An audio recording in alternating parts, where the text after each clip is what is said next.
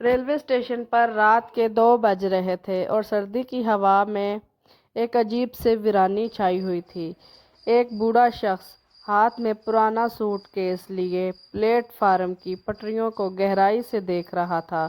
Guard Rehan نے پاس جا کر پوچھا، اتنی رات کو کہاں جانا ہے؟ بوڑھے نے مسکرا کر کہا، آخری ٹرین کا انتظار کر رہا ہوں۔ ریحان چونک کر بولا، آخری ٹرین تو 11 بجے جا چکی ہے۔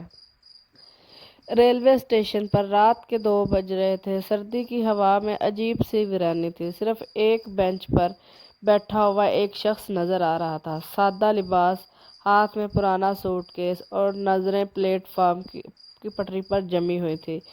ریلوے کا گارڈ ریحان ڈیوٹی پر تھا۔ اس نے قریب جا کر پوچھا، بابا جی اتنی رات گئے کہاں جانا ہے؟ بوڑھے نے آہستہ سے کہا، آخری ٹرین کا انتظار کر رہا ہوں۔ ریحان نے چونک کر کہا، آخری ٹرین تو 11 بجے جا چکی ہے، اب کوئی گاڑی نہیں آتی صبح سے پہلے؟ بوڑھا مسکرایا، نہیں بیٹا، ایک آخری ٹرین آتی ہے، صرف ان لوگوں کے لیے جو واپس نہیں جاتے۔ ریحان نے حیرانی سے پوچھا، کیا مطلب؟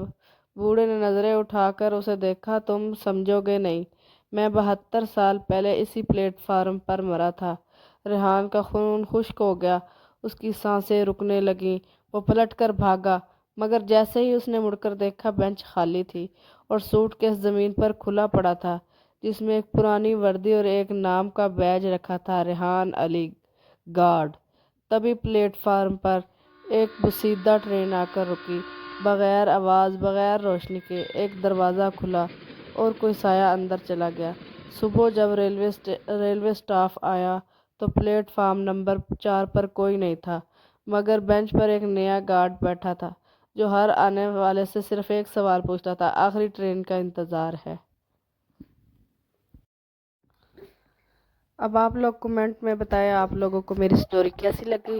اگر اچھی لگی ہو تو میرے چینل کو لائک کریں، شیئر کریں، سبسکرائب کریں۔ اللہ حافظ۔